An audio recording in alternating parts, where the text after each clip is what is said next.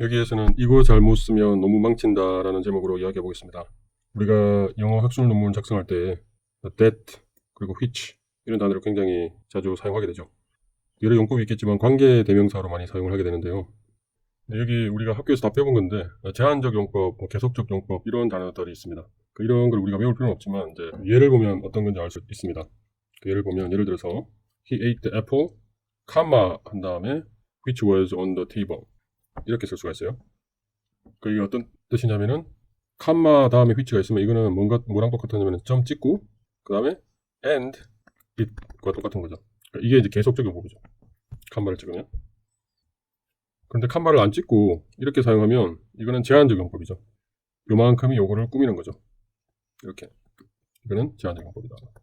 근데 which도 있고 이제 that도 있죠. 똑같이 사용할 수 있는데 컴마를 찍고 that 하면 이거는 똑같이 점을 찍고 and it 이렇게 똑같은 계속적 용법이죠. 이거는. 그리고 여기 컴마 없이 that 하면 요거를 꾸미는 거죠. 요거는 제한적 용법이죠. 그럼 이제 뭐가 문제가 되냐면은 뜻이 완전히 달라질 수 있다는 거예요.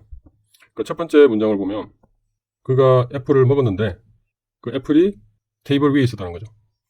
그러니까 이건 거의 동격이라고 생각하면 돼요. 어떤 뜻이냐면은 예를 들어서 방 안에 이렇게 테이블이 있었고 위에 애플이 하나 있었단 말이에요. 이렇게.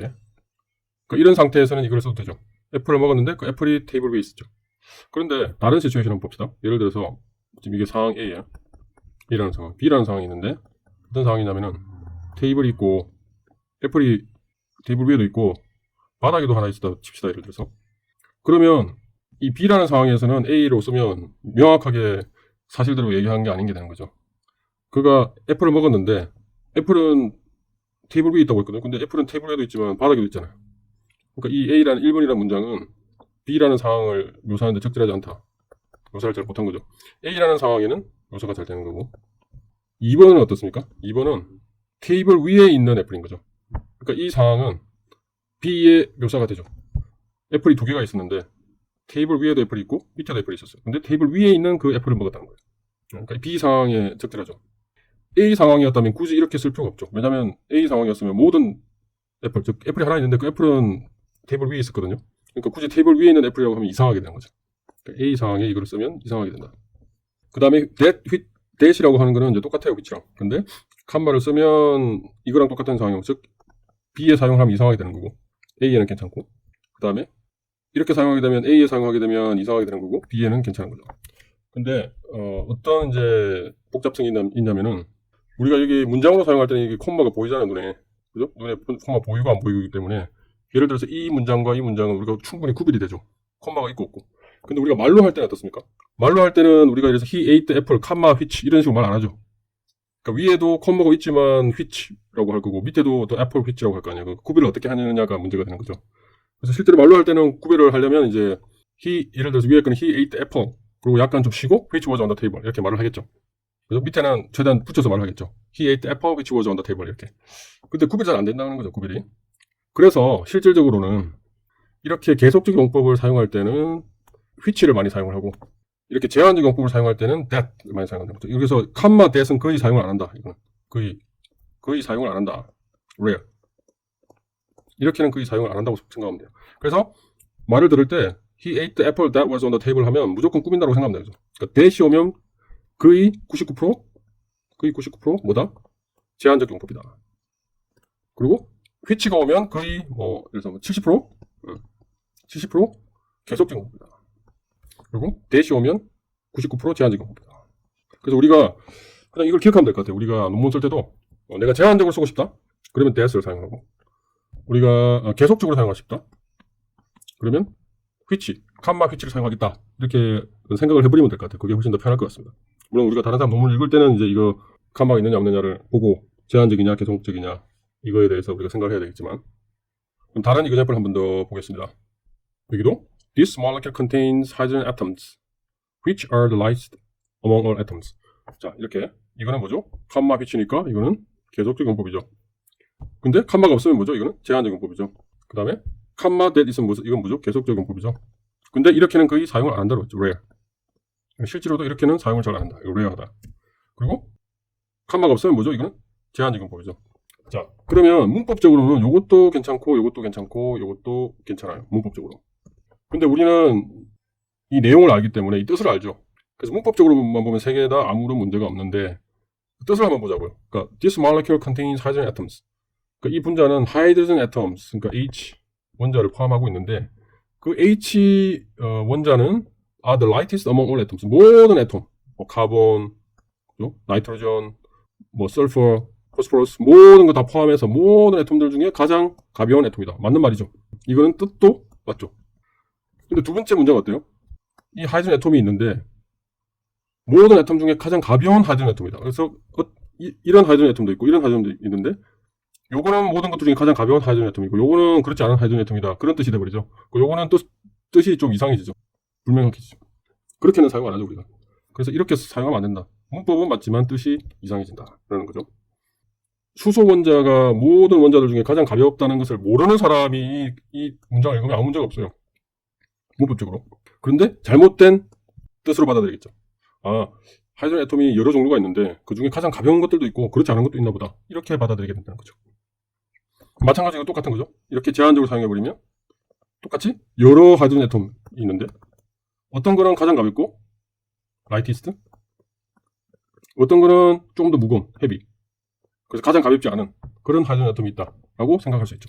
물론 뭐 중수소, 뭐 삼중수소 생각할 수 있지만 중수소, 삼중수소까지 다 포함해도 여전히 모든 애톰들 중에 가장 가볍잖아요. 그러니까 그런 의미에서 이렇게 that으로 사용하는 순간 의미가 틀려진다. 잘못된 내용을 전달하게 된다라는 것입니다. 그래서 우리가 이것을 조심해야 된다. 제한적 용법, 계속적 용법을 조심해야 된다라는 것입니다. 그래서 오늘 다른 예문을 살펴보면 여기서 이런 게 있어요. This detection method is sensitive to hydrogen atoms which are trapped at the hot spot. 자, 이렇게 쓰면 이게 어떤 의미냐면은 이 방법이, 이 디텍션 방법이 하이드로겐 애톰에 센시티브하다. 그러니까 일반적으로 이 방법은 하이드로겐 애톰에 센시티브해요. 근데 이 하이드로겐 애톰이 핫스팟에 트랩돼 있다는 거죠. 언뜻 보기에 이게 괜찮을 수도 있는데 문법적으로 아무 문제 없어요. 언뜻 보기에 괜찮을 수 있는데 뜻으로 보면 어떤 의미가 되냐면 마치 모든 하이드로겐 애톰이 다 핫스팟에 트랩돼 있다는 의미처럼 읽힐 수가 있다는 거죠. 그래서 명확하게 따지면 이건 좋은 문장이 아니다. 문법적으로는 오케이. 근데 뜻으로 따지면 좀 questionable한 문장이다라는 거죠. 근데 이렇게 쓰면 어떻습니까? 이거는 이제 which 대시고, 자, 요거는 그냥 우리가 생략하겠습니다. 이렇게 잘 안 쓴다고 치고, 자, that을 쓰면 어떻겠습니까? 그러면 이 방법은 핫스팟에 트랩트 되어 있는 하이드로겐 애톰에 센시티브 하다는 그런 뜻이죠. 여러 하이드로겐 애톰이 있는데 핫스팟에 트랩트 되어 있는 하이드로겐 애톰이 있을 수 있겠죠. 그러니까 제한적 용법을 사용할 때 훨씬 자연스럽죠, 이게. 그리고 그러한 하이드로겐 애톰에 이 방법이 센시티브하다. 즉 여러 하이드로겐 애톰이 있는데 그래서 핫스팟이 이렇게 트랩트 되어 있는 이런 하이드로겐 애톰이 있고 아닌 애톰이 있는데 이 방법은 여기에 트랩트 되어 있는 하이드로겐 애톰에 센시티브하다. 즉 요거는 디텍트를 못하고 요거를 디텍트할 수 있다. 뭐 이런 의미가 되는 거죠. 그래서 그런 의미로 사용했다면 이거는 굿. 근데 그런 의미가 아니라 이 방법은 모든 하이드로겐 애톰이 다 센시티브해요. 그죠? 이 경우에는 모든 하이드로겐 애톰이 다 센시티브. 이거에도 센시티브하고 이것도 센시티브하고 이것도 센시티브해요. 그런데 그 하이드로겐 애톰이 다 핫스팟에 트랩돼 되어 있어. 그러면 이걸 사용해야 되죠. 그러면 1번 문장이 맞고 2번 문장은 여러 하이드로겐 애톰 중에 핫스팟에 트랩돼 되어 있는 놈한테만 센시티브하다 라고 말하려면 2번 문장이 맞죠. 그래서 이 두 개의 뜻이 완전히 달라진다는 겁니다. 그래서 내가 예측하건대 2번의 문장이 훨씬 더 말이 되는 문장이겠죠. 굳이 1번 문장으로 말하려면 이런 식으로 말해야겠죠. Detection method is sensitive to hydrogen atoms 하고 예를 들어서 in this particular situation all hydrogen atoms are trapped at the hotspot 이런 식으로 지금 말이 되겠죠. 그러면 사실은 이 두 문장은 이제 상관이 없어지는 문장이 되는 거죠. 더 문장을 살펴보면 예를 들어서 뭐 이런 식으로 as evidenced by coherent oscillation that arises from coherence of electronic origin 이렇게 썼어요. 이게 괜찮으냐 안 괜찮으냐. 자, 그래 생각하면 이거는 지금 일단 that을 사용했으니까 제한적 용법을 사용한 거죠. 그럼 이게 맞을 거냐 안 맞을 거냐. 이 내용을 모르는 사람은 알 수가 없어요. 근데 만약 내용을 모르고 읽는다고 치면 이렇게 생각하겠죠. 아, 일렉트로닉 오리진에서 오는 코헤런트 오실레이션도 있고 일렉트로닉 오리진이 아닌 무슨 다른 오리진에서 오는 코헤런트 오실레이션도 있나 보다. 그런데 여기서는 일렉트로닉 오리진에서 오는 거기서부터 어라이즈 하는 코헤런트 오실레이션을 말하나 보다 라고 생각하겠죠. 모르는 사람이 보면. 근데 만약 이 문장을 읽으면 어떻게 되지? 모르는 사람이 보면 코헤런트 오실레이션의 yes evidence도 되는데 근데 이 코헤런트 오실레이션이라는 거는 항상 일렉트로닉 오리진으로부터 어라이즈 하나 보다 이렇게 받아들이겠죠. 모르는 사람이 보면. 그래서 모르는 사람이 보면 두 개의 뜻이 완전히 달라진다는 거예요. 제한적 용법으로 사용하느냐 계속적 용법으로 사용하느냐에 따라서 이 두 가지의 뜻이 완전히 달라진다는 거죠. 근데 우리는 알고 있죠. 코헤런스라는 게 그리고 이 coherent oscillation이라는 게 일렉트로닉 오리진에서 올 수도 있고 아니면 뭐 바이브레이셔널 오리진에서 올 수도 있고 로테이셔널 오리진에서 올 수도 있고 여하튼 여러 가지 오리진이 있을 수 있기 때문에 그 중에 특히나 일렉트로닉 오리진에서 오는 거기 때문에 이렇게 사용하면 안 되고 이렇게 제한적 용법으로 사용하는 게 맞겠죠. 그래서 이게 더 make sense 하겠죠. 자, 이 경우 In this study we represent a global fit analysis that supports the hypothesis proposed by Kim et al. 그러니까 Kim et al.이라는 사람에 의해서 proposed된 hypothesis를 support하는 analysis를 우리가 프레젠트한다는. 그 언뜻 보기에 아무 문제가 없죠. 근데 이게 무슨 문제가 생기냐? 그러니까 global fit analysis라는 게 여러 개가 있는데 analysis 1, 2, 3 여러 analysis가 있는데 이거를 support하는 analysis가 딱 하나 있단 말이에요. 그거를 우리가 프레젠트한다 이런 뜻이 되버리죠. 그러면 가로 열고 어떤 의미가 있냐면 그걸 서포트 안 하는 어널리시스도 있는데 그걸 우리가 안 보여주고 그걸 서포트 하는 어널리시스만 우리가 보여주겠다. 지금 그 얘기가 돼버리죠. 굉장히 웃기는 말이 돼버리죠. 이렇게 써버리면. 그러니까 어떻게 쓰는 게 더 많이 맞느냐면은 In this study we present a global fit analysis. 그러니까 어떤 어널리시스를 프레젠트 하는데 그 어널리시스는 Kim et al에 의해서 proposed hypothesis를 서포트한다. 이렇게 말하는 게 더 reasonable 하겠죠. 이게 더 reasonable 하겠죠. 이렇게 하면 굉장히 웃기는 말이 돼버린다. 근데 실제로 우리가 뭐 학생들도 그렇고 저도 제 예전 논문을 살펴보면 틀리게 사용한 경우가 있어요. 제가 자세히 프루프리딩을 안 했거나 이 부분에 대해서 간과한 경우가 있다는 걸 제가 보고 저도 깜짝 놀랐는데 예를 들어서 이런 게 있어요. 이런 예문을 실제로 제가 사용했던 것 같습니다. The resultant excitation intensity 이 intensity가 요만큼이었다는 거죠. 요만큼 5.5 곱하기 10의 11승 뭐 이런 포톤스 뭐 이렇게 나오는데 satisfies the externalization free condition. 여하튼 어떤 컨디션을 만족시키는 값이라는 거죠. 근데 5.5 곱하기 10의 11승이라는 건 딱 하나잖아. 5.5 곱하기 10의 11승이라는 건 딱 하나로 정해진 값이잖아요. 근데 이게 여러 값이 있는데 여러 5.5 곱하기 10의 11승이 있는데 여러 개가 예를 들어 3개가 있는데 그 중에 이거를 만족시키는 5.5 곱하기 10의 11승이었다라는 뜻이 돼버리죠. 이게 굉장히 웃기는 말이 돼버리죠. 이게 실제로 논문에 등장한 거죠. 이게 이렇게. 그래서 이런 경우는 그냥 이렇게 썼어야 되죠. 이렇게.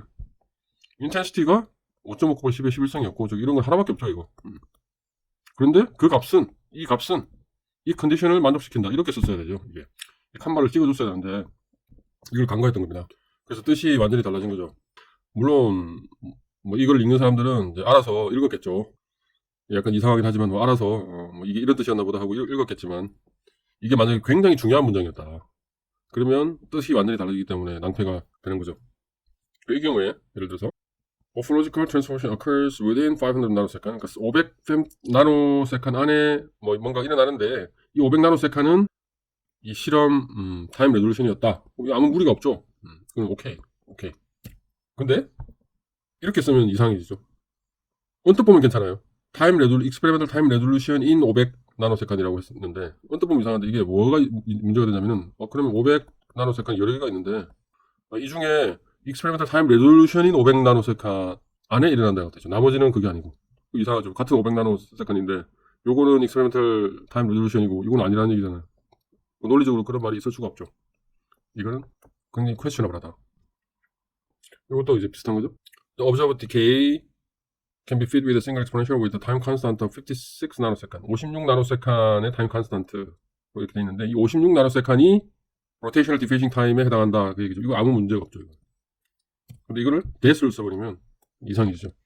56 나노세컨이 있는데 rotational diffusing time에 해당하는 56 나노세컨 이 중에 여러 개가 있는데 그 중에 여기에 해당하는 56 나노세컨이라는 얘기가 되어버리기 때문에 굉장히 이상해지죠. 문장이. 물론 뭐 이렇게 써도 사람들이 읽으면서 뭐 실수했나 보다 하고 이제 넘어가고 뭐 엄청나게 중요한 내용은 아니겠지만 왜냐면 이거 이렇게 쓰는 것 자체가 말이 안 되기 때문에 그냥 오타려니 하고 넘어가 줄 수도 있겠지만 하여튼 이런 실수를 우리가 할 필요가 없다는 거죠. 이걸. 그래서 이런 걸 조심을 해야 된다는 얘기입니다. 근데 이제 여기에 지금까지는 우리가 which나 that이 이제 있는 경우예요. 있는 경우. 근데 더 어려운 경우는 무슨 경우가 있냐면 이런 경우가 있어요. 그러니까 that이나 which가 없지만 그게 숨어 있는 경우 조심해야 된다는 거죠. 그 경우가 어떤 경우냐면 예를 들어 이런 경우입니다. NMR spectrum consistent with that reported in our previous study is shown in figure 3. 이게 괜찮으냐 안 괜찮으냐 아무 문제가 없어 보이죠. 근데 이게 사실은 이 안에 이게 which is 혹은 that is라고 합시다. 그래서 that is 지금 이거는 제한적 용법을 사용하고 있죠. that is가 생략되어 있는 거 사실은. 그러면 이게 어떤 뜻이 되냐면은 our previous study에 발표된 것과 consistent 한 NMR 스펙트럼이죠.